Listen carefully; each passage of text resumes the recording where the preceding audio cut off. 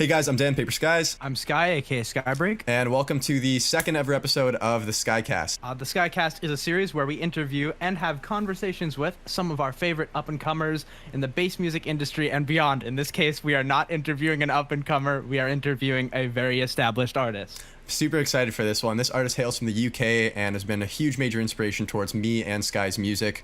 He blurs the lines between jazz and dubstep in a super cool new genre that he's formed himself, mainly self-releasing a lot of these places, but having released on some of the heaviest hitting labels in the dubstep industry. His recent 2 albums that he's put out, a collaboration with Chime, PsoGnar, Evilwave, this artist is absolutely killing it. We'd like to welcome on Temenite. Hello. Woo! Thank you for having me, guys. There he is. Good to have you, man. There he is, right there. All right, it's time to cycle through this massive imposter syndrome I have right now, having this being a thing, and let's get to work.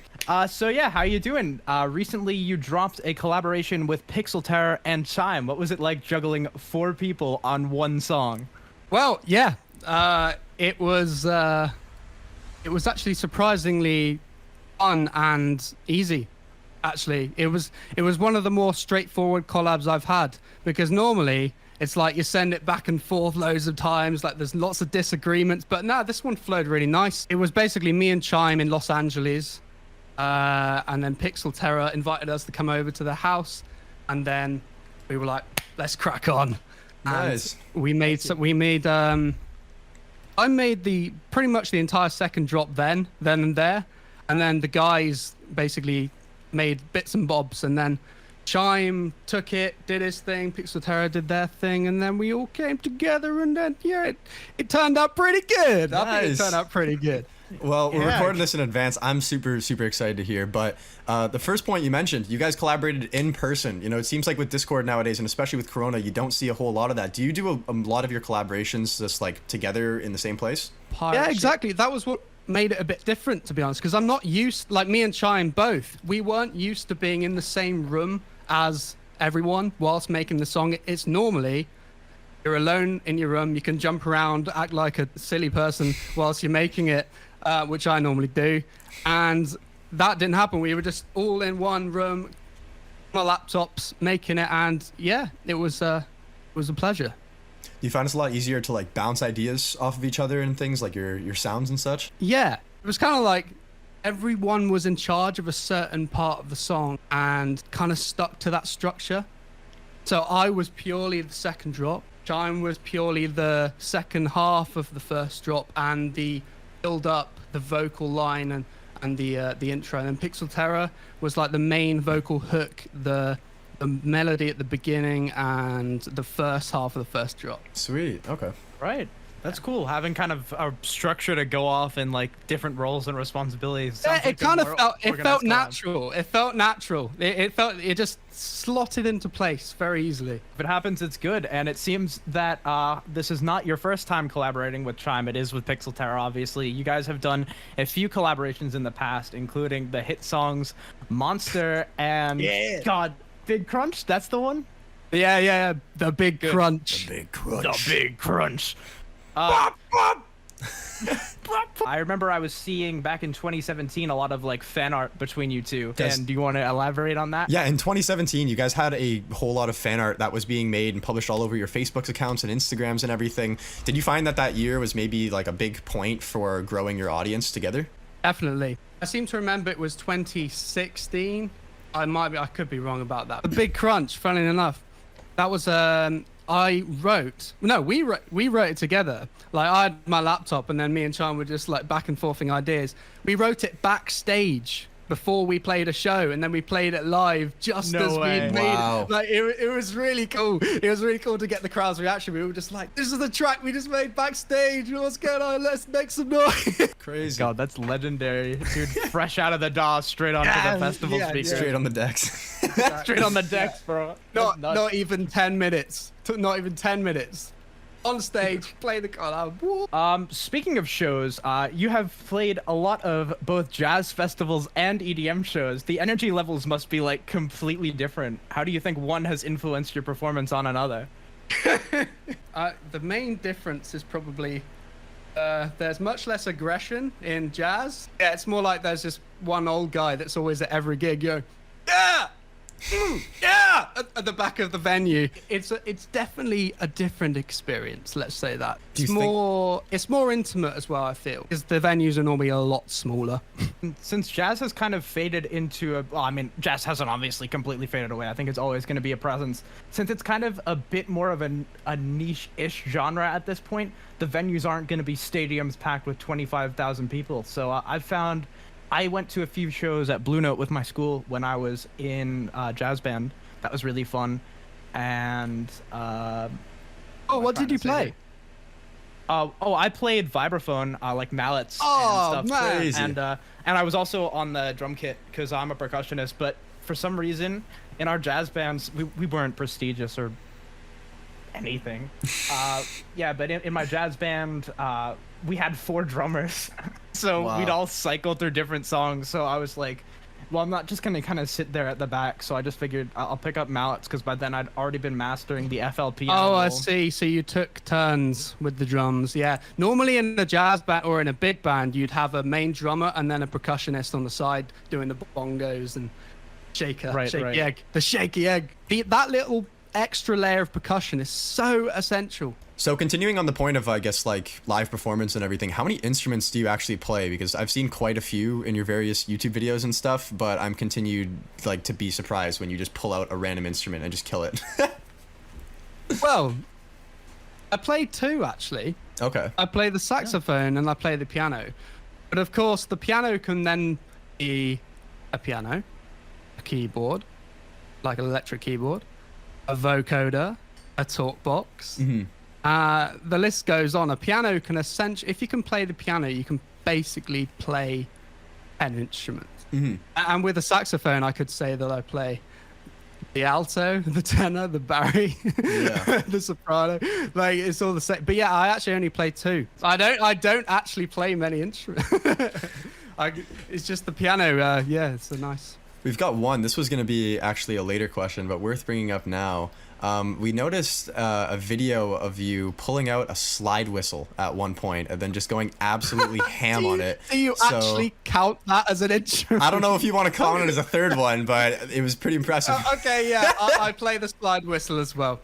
And one more. I'm grade 3. I remember about 2 or 3 years ago, I remember seeing a video of you with a bunch of bottles and a few mates. Oh, and yeah. Yeah, we were playing Watermelon Man. There you go. Yeah, me On and the my way. flatmates. That was, Watermelon's been so fun to solo over. We'll pull up a clip for anyone watching on YouTube, but the synchronized swig that you guys took at the start was absolutely brilliant. Yeah. Moving on then, you seem to be pretty big on Newgrounds. You get a big amount of your audience from there in the gaming scene and everything. How did you come to develop that? Yeah, that surprised me actually. It was only a couple of years ago when I actually discovered I had a massive following on there. Okay. I had no clue. I was just like, there's this whole new platform that I've never discovered that I have loads of fans on for some reason. So were you not uploading yeah. your music? Was it other people just putting your stuff up? I think initially, yeah. Okay. And then I think my manager decided to put loads of my stuff on there. Okay. At the time I didn't really know what it was, but he put it on there, and then yeah, it was a good idea. Well done, Vince. Yeah, for any musicians that are listening, like Newgrounds is such a small niche target that if you make any sort of like gaming-esque, melodic-esque music is like really beneficial for you to put your stuff on there.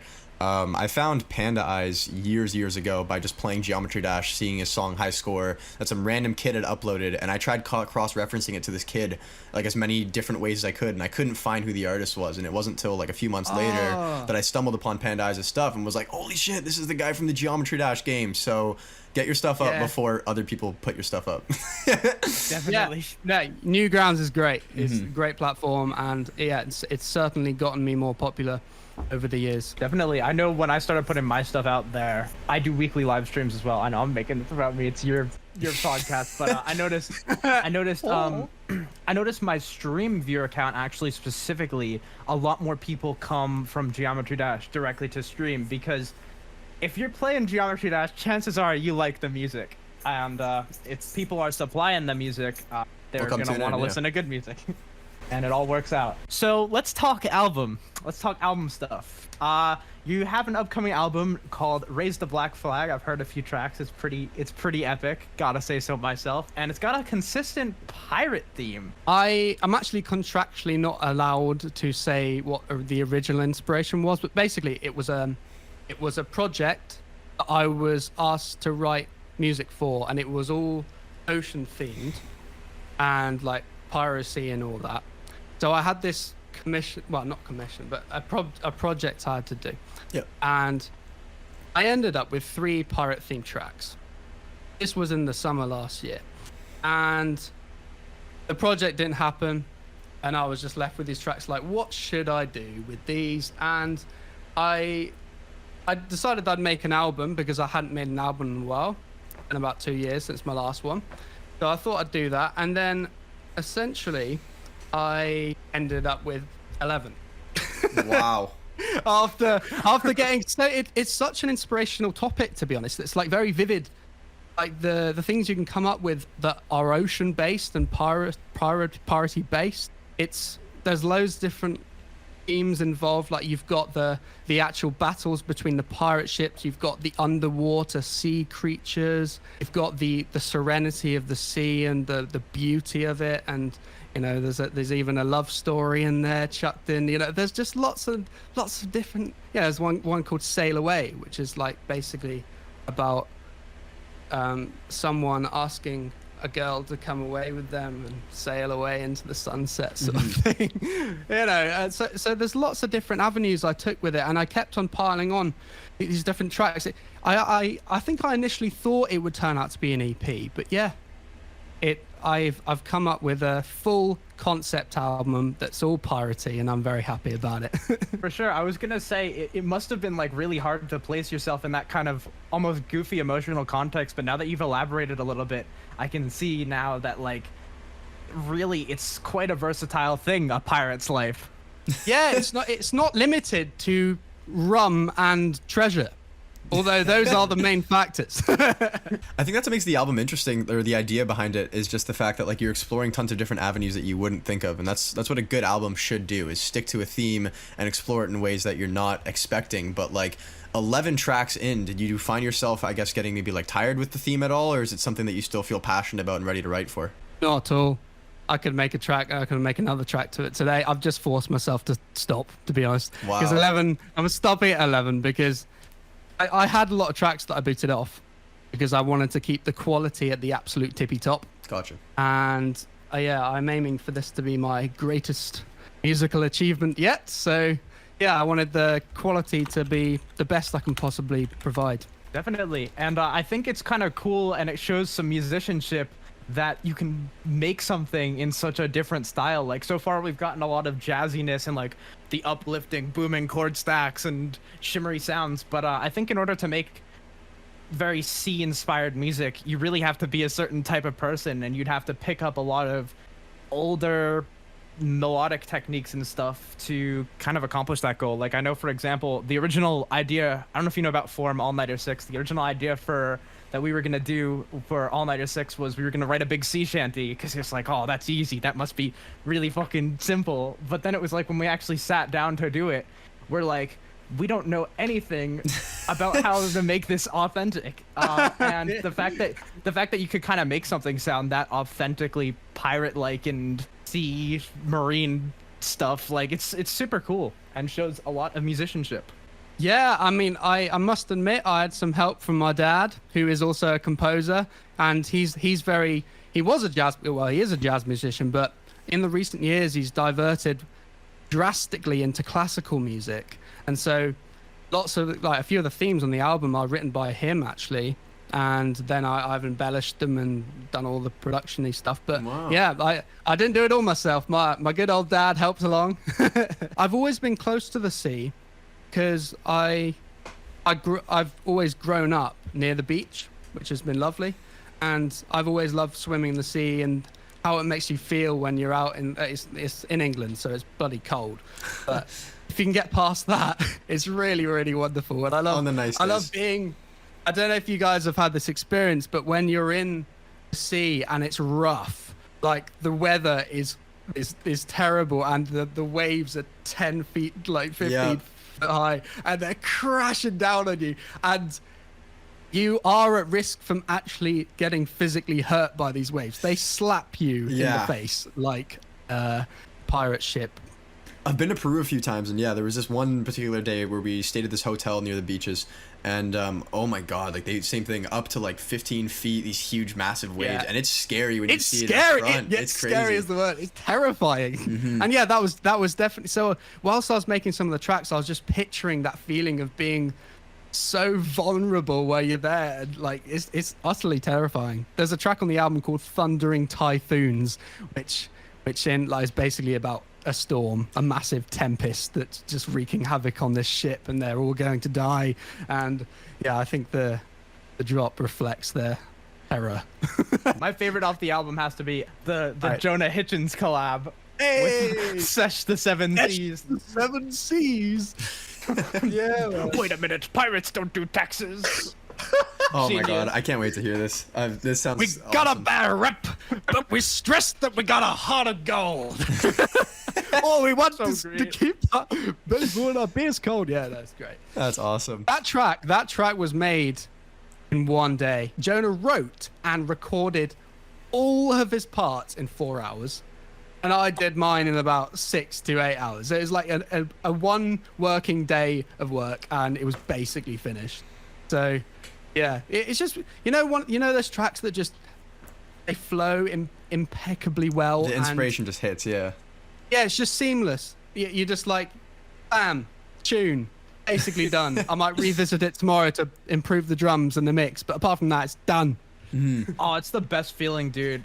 Most of my most successful tracks actually were written in like the time, like when you're in that super euphoric flow state and you're just like almost making the song at light speed. It's like there's absolutely no feeling better than that. I feel like that is what every music producer and composer lives for. Like those moments are literally the highlights of my life when that happens. That's so I'm sweet. literally just like, I'm lost in my world of melody and music in my head, and I can go an entire day without eating or drinking when I'm doing this. Like, I can literally wake up with an idea in my head, I get the melody down, and then before you know it, it's 11 p.m. and I'm like, oh, I forgot to breathe. Yeah. If you're a producer and you're watching this, let us know in the comments if you're also doing this, because I think I know me and Sky have had this conversation before where it's like you get in that flow state. You don't want to get up, you don't want to eat, you don't want to do anything. You're just like, I need to work and get this song done. But it feels great when you get to that point. I want to take us back like 4 or 5 steps in conversation to when you mentioned your dad. So you and your dad write music together. How is that? Like, was he a big inspiration to you and your style growing up? 100%. Yeah, my dad's been a huge inspiration because he initially taught me piano from the age of 4. Wow. And yeah, he's always pumped me full of like, I'll listen to this. Like, I grew up listening to loads and loads of Queen and Robbie Williams and all this rock music and also a bit of jazz as well. So he's definitely provided my ears with so many different influences and musical goodness. It's unbelievable. And also he's a great composer himself, and he's written. How do those styles translate into EDM now, like that musical relationship that you guys have? Is he like all on board with that? Yeah, 100%. Yeah, he basically, like, he writes, he's written some ideas, and then basically I take them, and then normally I don't leave them alone. Normally I butcher them, but yeah,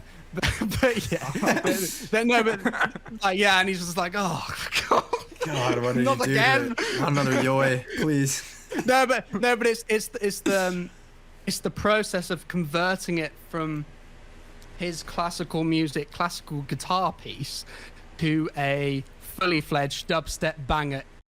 All right, so kind of moving forward into your electro swing side project, Sam Norris. It's a really interesting take on electro swing because typically it's mostly to all samples, but you're uniquely going and actually recording this stuff with big bands, if I recall correctly, right? Yeah. Well, Swing It are the band that I work with. They initially contacted me for a remix of Party Like It's 1923, and yeah, it's great. I basically get a entire song of stems, of really good quality recorded stems with fantastic musicians. Everything is great. And then like I basically electro swingify up, add the new drums, the halftime drums. Because normally it's ding ding ding ding, and now it's a boom ding, it's like that. So like you got to change the rhythm slightly, but essentially, yeah, I leave it the same tempo. I just like add sprinkle lots of synthy that's everywhere and add my own ideas in, and it's such a unique experience producing for a band like that. So how long has the that Sam sounds so Norris alias been around, and like do you have any plans, I guess any big goals that you have for it going forward in the future? Well, it's been around for about I'd say the last 6 months. No, not 6, about 5. Since Christmas, basically, when I released Champagne, and plans for it. Essentially, I'm making an album with Swing It, so there's going to be an album of electro swing stuff, which is going to be really cool. They're basically what happens is they write an album, and then I hijack it and make my own versions of it. That's what happens. Oh my god! Yeah, it's not like I wrote like all the lines and stuff, but I do add my own. I am of somewhat value, I think. Yeah, I'll say. but yeah, in terms of plans for it, I just intend on releasing any music under it that I feel is suiting to that new brand, because I just really wanted somewhere I can just push all my jazz. And like this, I feel like Temenite doesn't have to be everything. It can be like I like this side project thing that I've got. I think it's good that you have them separated for sure. What made you just stick with the name, I guess, like Sam Norris, as opposed to creating an alias like you did for Temenite? I just thought, you know what, my name, it's not a terrible name. Yeah. So, Sam Norris sounds alright. So I was like, I'll stick with that. And I wanted the music to be very true to me. So, and what better name to call it than me? So that was kind of that was why. The alias almost feels just like more personal, than the Temenite brand, whereas like Temenite is trying to achieve a certain sound and appease a certain audience, but Sam Norris is just like, let me just show you who I am, quite literally, Yeah, I mean, I definitely think I do that with Temenite as well. I think Temenite has been me and will continue to be me. Forever, really, because Temenite is basically my main vision for what I want to create in this world, and it combines every single idea I have for what a tune should be in my head, and it put into the FL Studio, and then out comes a very strange but wacky, energetic drop idea, and that's what Temenite is. But Sam Norris certainly makes sure that I'm not limited in the creative field at all. So if I want to release a more chill tune that doesn't necessarily have much dubstep in, less intense, I can do that. Definitely. I think it's smart and important to kind of have multiple outlets where you can release your materials. I've actually been thinking myself about starting a side project for more chiller vocal driven stuff, because again, kind of like you, I'm turning into the color based kid or whatever. So I think it's important to give yourself multiple creative outlets where you can experiment and expand your musicianship, and also not let anyone down or ruin their expectations, so that's a smart move. And I think other people that are kind of getting to that stage where they're kind of sinking into their shoes to start fresh and have a new brand where they can try some other stuff and then maybe intertwine a little bit. Absolutely. But a word of advice, only create a new alias, a second one, if you have to. Don't do it like I see some people who basically create a second alias and it's not that dissimilar from their original one. And I just think, when I say, I'm just like, why have you done that? You're basically watering down and like sort of and I just think there's no need. Because it is a fact that if you spread yourself too thin, you won't get as much attention. Like that, you're providing less content on that alias. So basically, I'd say it is really important to focus on one, like really hard, and then later on in your career, if you're like, right, I've been doing this for a while, I fancy having another alias that's quite different and having its own solid brand, I think, or just an alias that you're like, right, this is going to be something that I release anything I want on. There's going to be no no limits, no restrictions. And yeah, Sky, you're right. Like, there is the danger if you release everything under one that you are going to let some people down if you release something they're not expecting. I mean, a lot of people will accept it as it's just being your music, but I think brand-wise, and if you're thinking with a business mindset, it's very, very useful to have a second one for your more experimental endeavor. Again, I definitely agree with you. People do prematurely create second alias and second projects and stuff. I did. Yeah. I did, like, in the first year of my Temenite career, I made a different one. Did. And I released Glitch Hop under it. Skybreak literally was originally a side D&B project because my main alias was Dubstep. So crazy. When has a dubstep producer ever made D&B, right? And so we've all done it. And then eventually I slowly cycled back down. Yeah. Let's just say we've learned from our mistakes, and we were like, yeah, right. Only make a side project if it's necessary and it's like, yeah, and you know what you're gonna do with it, and it's different. Moving through that, it's like, I think with the alias that you have, the idea is like, it's okay to show, diversity. It's okay to show that you know how to do other things and that you want to push other sounds and stuff, but make a second alias essentially if you know that it's music that is so different that your fan base is going to basically get a smack to the face of being like, whoa, what is this, Like, I miss the old Temenite. Yeah, where'd he go? That's funny. With showing, diversity, I guess, in your sound and everything. One thing that really stood out to me was your first live performance video that you put out, your State of Mind live performance. I just wanted to ask, how did you get that whole video set up and everything? Because from the visuals to the coordinating with the camera and everything to the instruments being set up properly with all the mics, I was like, this is crazy. How did you go about that? It was a bloody nightmare.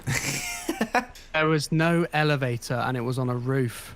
Oh no. Getting my 88 key Nord up a really thin staircase, like the staircase was about that wide, but really awkward to get. It was on the 6th floor, so it wasn't like it was the first floor. So it's like a 6th floor building, and we had to get all the gear up, all the lighting. Oh my gosh! Luckily, it wasn't just me. Like, we had a little team. It was four of us. Fun fact about that video, actually, that video I released was actually the second take. Not as in like the second take on the day. I mean the second time I tried to record it. Oh no! Yeah. Twice. You know what happened the first time? The cameraman forgot his battery. Oh no! So we didn't have a battery, and we had everything set up. Everything was ready to go. I was just like, I've been practicing this. It sounded good. Yeah. Oh, great. And it's. But having said that, I'm very proud of how it turned out the second time. I played better the second time as well. Great. Like when I was, I felt more ready because I'd had like an extra 2 weeks of shedding. And the first take to kind of practice things, I guess, right? Yeah, it was definitely an experience and a half.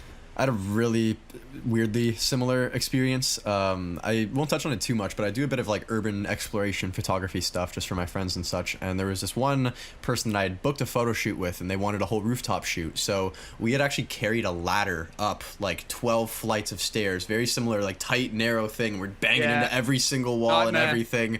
Yeah, destroying the whole building in the process. Exactly. And we finally get to the top, and not only like was there like a problem of like the weather was like getting way worse, we were like, when did this happen, while we were inside trying to scale this building and everything, but my camera, I'd forgotten the battery, so I was that guy once. The human element of everything is always like, I had a always backup. something always goes wrong, like, and hopefully you can make that thing that goes wrong a minor issue and a fixable issue, but something always goes wrong. Yeah. Literally. That's why you need the test runs, I guess. For festivals, they always have that day before a performance, right? Pretty necessary, I think. Yeah, and my camera guy always brings 5 batteries with him every time he does. Learned his lesson from that one. Same here. I feel Live and learn.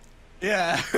Moving to some new questions, back to the whole Temenite music brands and everything. Is there any reason that you stick to a lot of like self-releasing as opposed to like working with labels? It's been super successful and it's shown that, but any reason for being so solo as a project? Yeah, well, the story is that wasn't my original mindset. The original mindset was like, I want to put some music out there, and then I want a big label to notice me, and then I want to release on that label and then get famous. Woohoo! Yeah. I soon felt I got slapped in the face with reality when I send my demos to, lots of different labels, and they all got shut down, and nobody wanted it.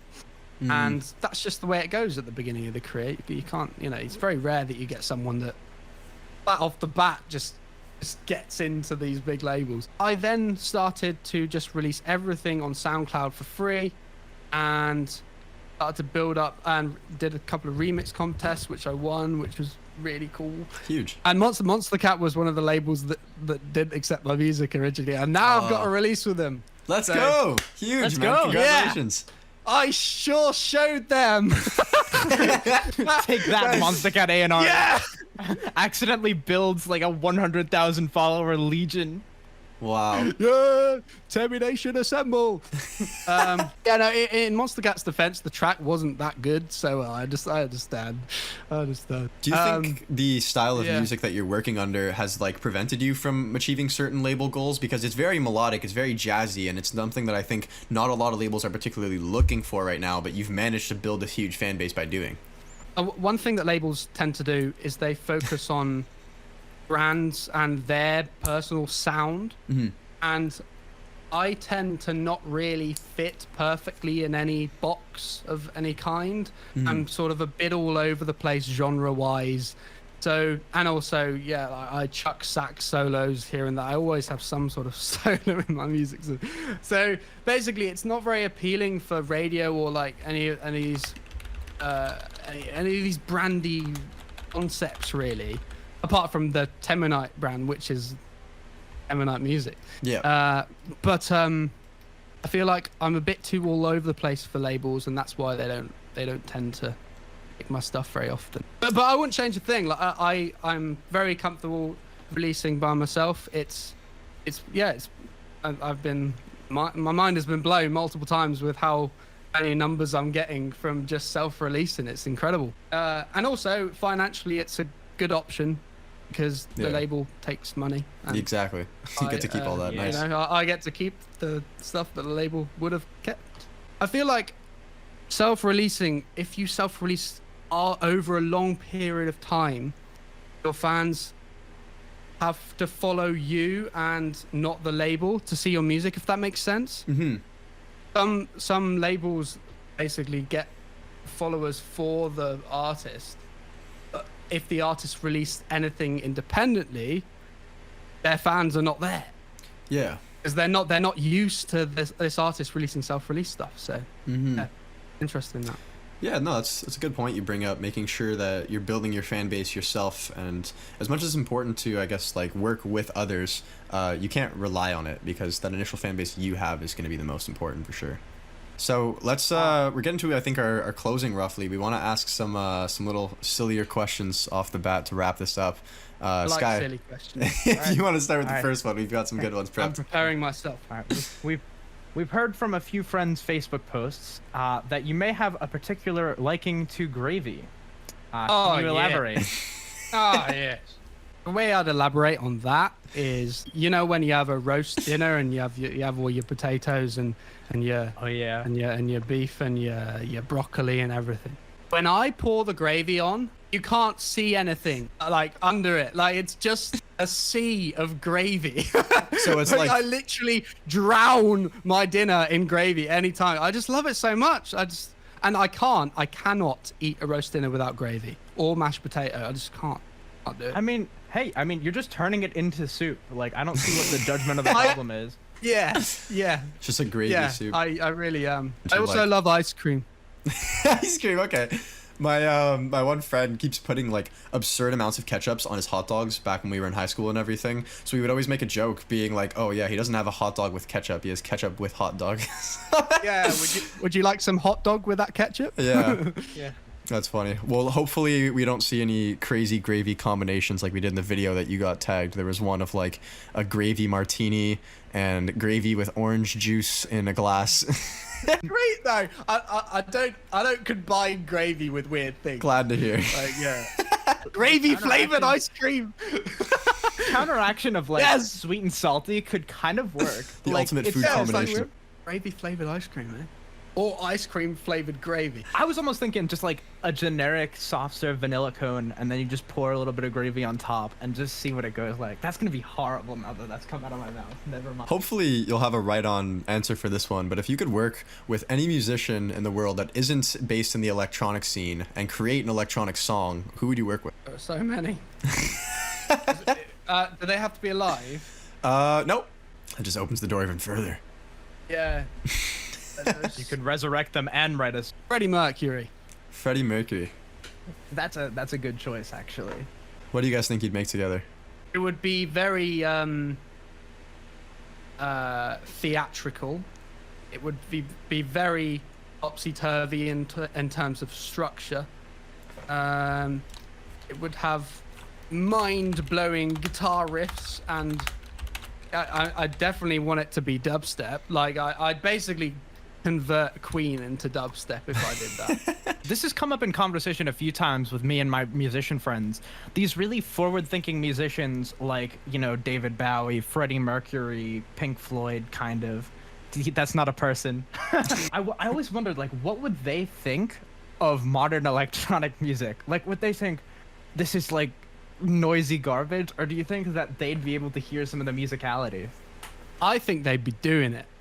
Really? Yeah, I think, that's what I want to think. if Mozart was alive today, or Beethoven, or any of these like ancient classical geniuses, they would be making dubstep. I'm calling it. They'll be on the, you know, they would have taken over dubstep scene. You wouldn't be hearing about Temenite or Chime or anybody like that. You'd be hearing about, yeah, no Skrillex. Goodbye Skrillex. It's all about Beethoven. Beethoven Beethoven's dubstep. Moonlight Sonata Beethoven dubstep. I reckon Beethoven could pull off a enormous mix down from just looking at the screen and looking at the levels. And just completely pull it off flawlessly.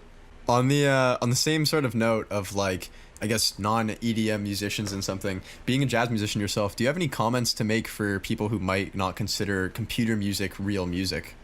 Shush.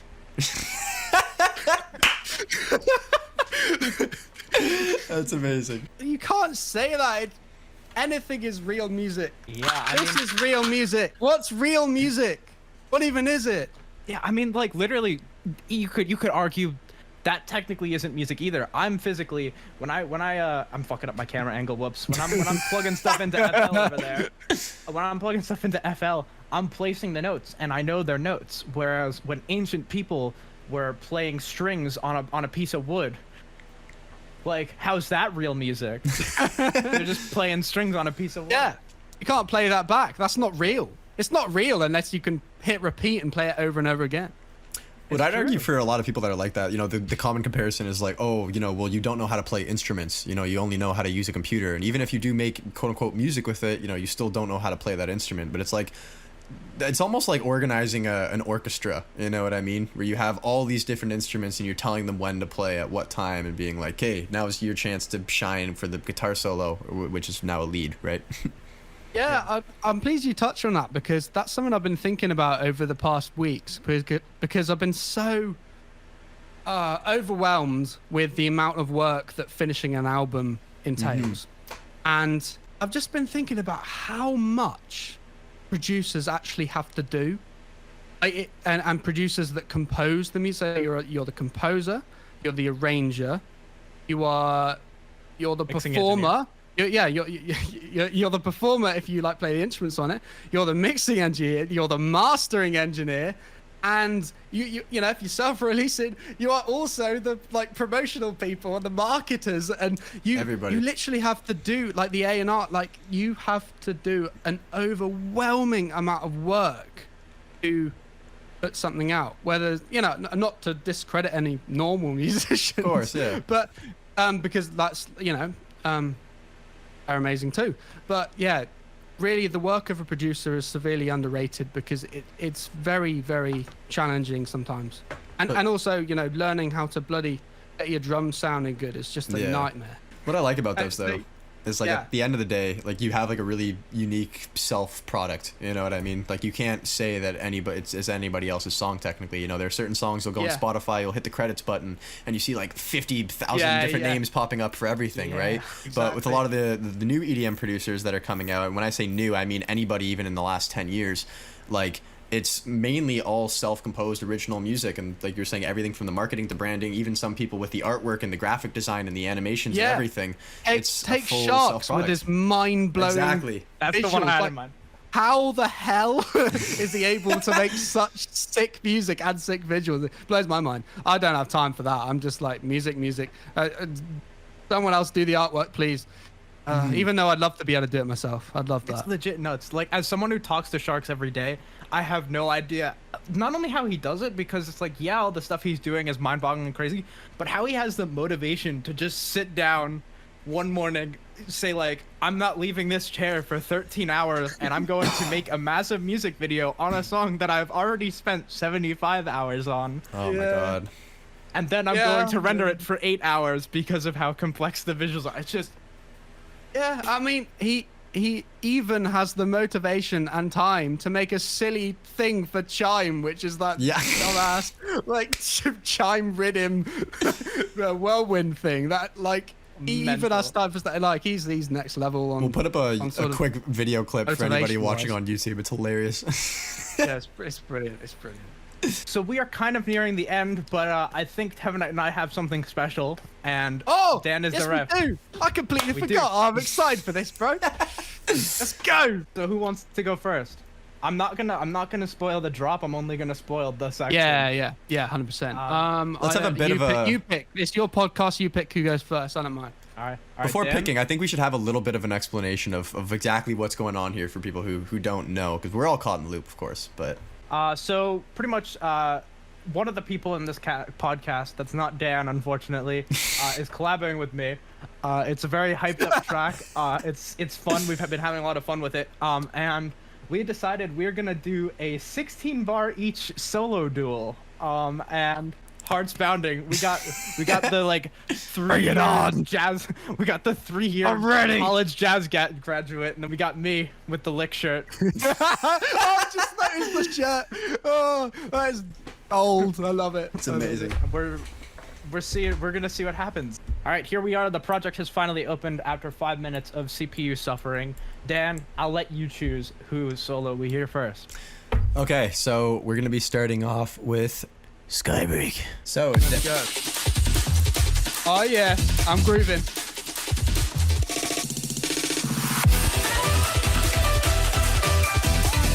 Not the solo yet. Okay.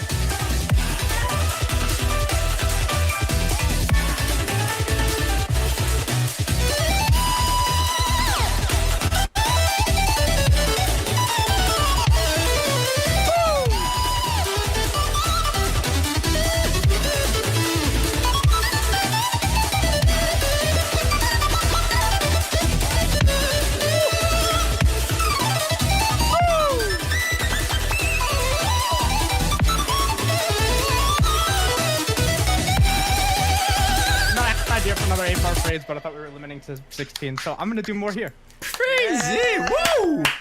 I love it, man. The little slides like to those high notes very, very quick just to get the end part of it was really, really satisfying. Thank you, and you've done some really cool automation with it, like a wow, like you've done some filtering or something, which makes that sound very, it sounds so liquidy and naturally. I don't know, there's something about it. I love your lead, man. Your signature lead. Thank very, you. very nice. I appreciate it.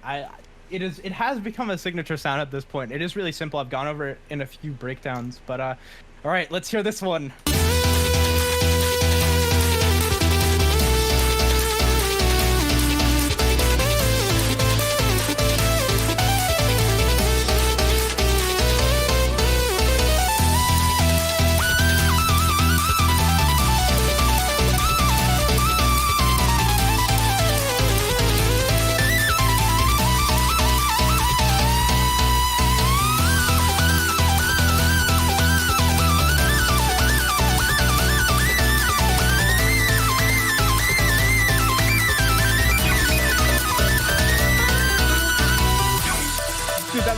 at the end. What the shit? That is cracked. That is cracked as fuck. Oh my god. So the Dude. contest results. You guys all want to give me a drum roll? Oh, right. okay. I'm gonna have to give this one to the OG Temenite. All right. Yeah, that's understandable, to be honest. Both be honest, crazy cool. I just found that Temenite's, like, in terms of the chords that were being played, he just hit the right notes, those top notes, before he would kind of spiral down at a lot of points, or spiral up sometimes. It was just so satisfying. I didn't realize we were editing the chords underneath. So I'm gonna go back and I'm gonna jazz up the chords in the background. There you go. I think that's a pretty good note to end on, to be completely honest. So I think we're just about close to wrapping things up now. Those solos were absolutely insane. If you haven't already, make sure you're checking out Temenite's socials. He has so much music on the way, a release potentially on Monster Cat, so many big plans. Super, super stoked to see it. Temenite, do you have any last words before we sign off? Thank you very much for having me. I've had a great time and get hyped for Temenite and Skybreak collab with those juicy solos, I guess. Eventually. Gonna be big. Everybody, make sure you're dropping a like, make sure you're subscribing, checking out all of our socials. It means the world to us, and it's the only way we can really like see or direct support from watching this podcast. Besides that, I think we are Paper Skies and Skybreak signing off for Skycast. Thank you for watching. Yes. Thank you for watching.